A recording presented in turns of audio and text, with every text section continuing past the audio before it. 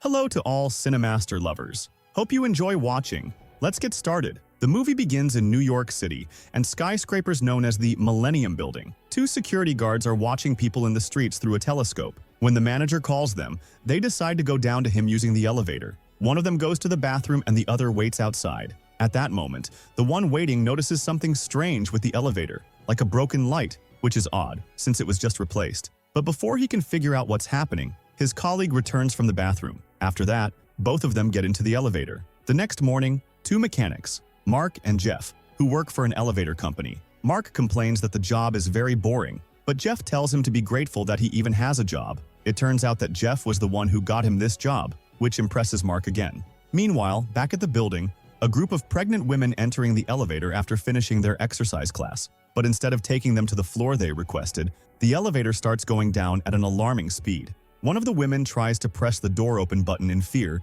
but it doesn't work. When they realize they're trapped, they panic and try to contact anyone for help, but there's no signal. To make matters worse, two of the women go into labor. Definitely not the right time. The building officials learn about the situation and call two workers, but despite their efforts to open the door, they can't manage to do it. One of the security guards becomes worried when he learns that his wife is among those trapped in the elevator. He grabs a large axe with the intention of breaking the door open. However, just before he takes action, the door opens on its own, and the guards are shocked to discover that two babies have already been born inside the elevator. Mark and Jeff sitting in a restaurant having breakfast. Just as Jeff begins eating, he receives a call about the elevator malfunction at the building. They immediately drop everything and rush to the location. Meanwhile, we are introduced to a journalist named Jennifer. At her workplace, her boss informs her about the incident and tells her to get there quickly to cover the story before anyone else. Shortly after, Jennifer arrives at the scene and sees the women being taken into an ambulance. She tries to conduct a quick interview with them, but the medical team takes them away.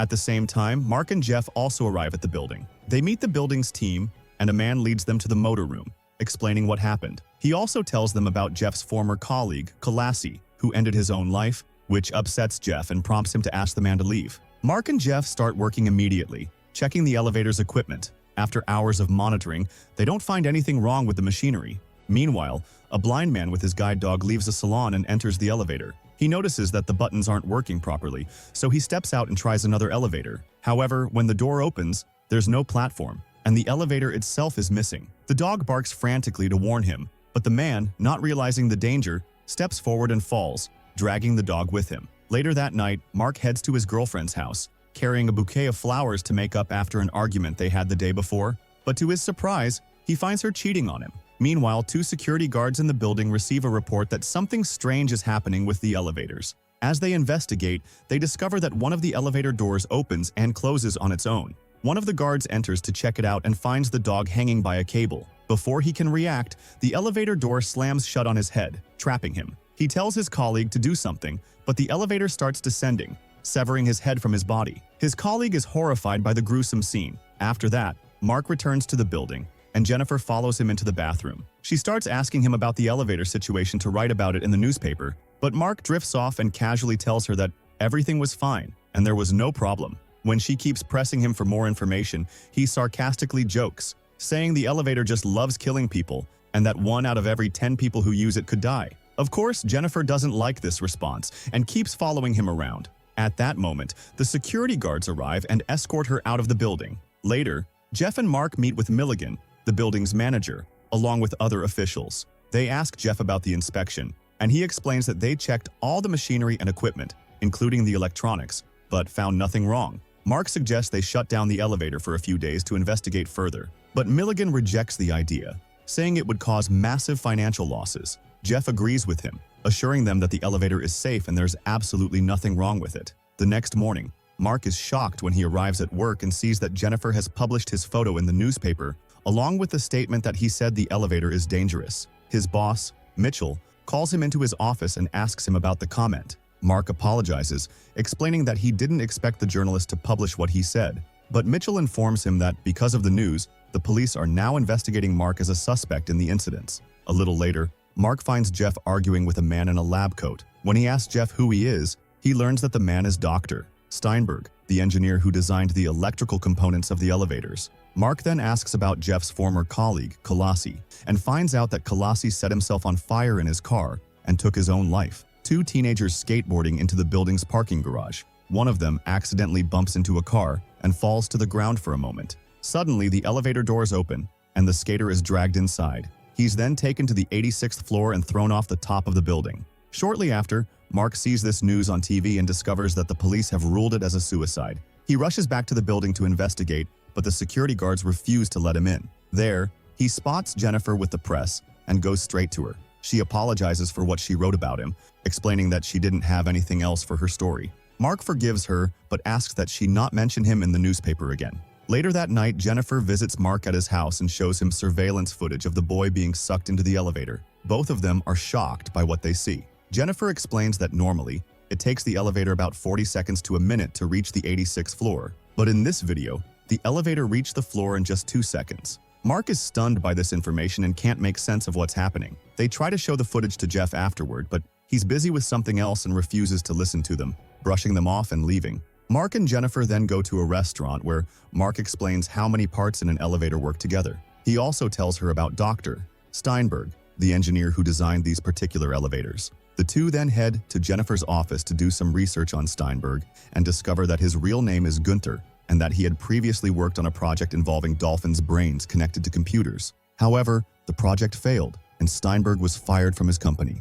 Afterward, he was hired by the elevator company because of his extensive expertise in the field. Jennifer becomes convinced that Steinberg is somehow connected to the strange deaths. The next morning, Milligan is walking through the building when suddenly, he sees Jeff's body falling from the elevator. When Mark and Jennifer arrive, they are horrified to learn about Jeff's death. The police declare the incident a suicide, just like the previous cases. Even worse, the building's officials claim that Jeff was a terrorist, reassuring the public that the danger has been eliminated. Mark, however, doesn't believe a word of it, knowing his friend would never do such a thing. He and Jennifer decide to uncover the truth. They go to Kalassi's house, the man who died earlier, and meet his wife. She reveals that her husband didn't die in a car accident like people were told, but was actually killed in the elevator because he knew something he wasn't supposed to know. According to her, Kalassi's spirit now haunts the elevator, causing the deaths of everyone inside. Meanwhile, back at the building, a group of people enters the elevator. They start feeling something strange when the elevator suddenly accelerates at a terrifying speed.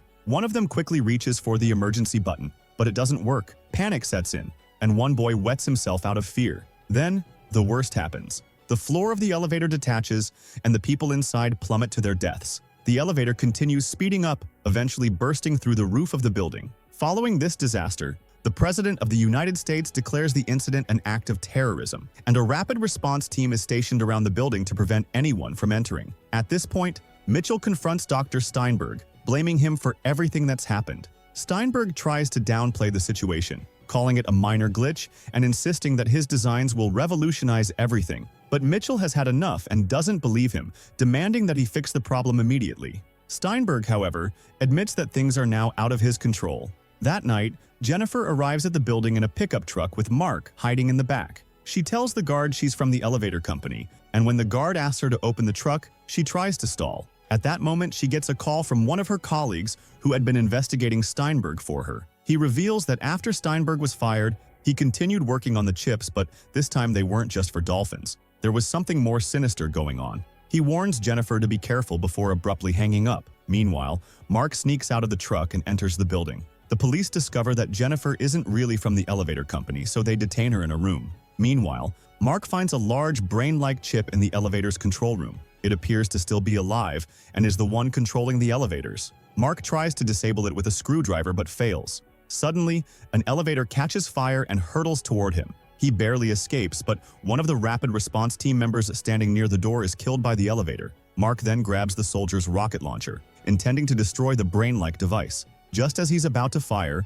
Steinberg arrives and stops him, pulling a gun on Mark. He warns Mark not to destroy his invention. The two get into a physical fight, and Steinberg nearly throws Mark into the elevator. At this crucial moment, Jennifer arrives and aims a gun at Steinberg. Before she can act, the rapid response team storms in and orders everyone to drop their weapons. Steinberg seizes the opportunity to take Jennifer hostage, but she quickly outsmarts him and escapes his grasp. Moments later, the elevator's cables come alive and attack Steinberg, dragging him into the control room along with Mark. Jennifer throws the rocket launcher to Mark just in time, and he fires it at the brain-like device, destroying it once and for all. The explosion sends them both flying.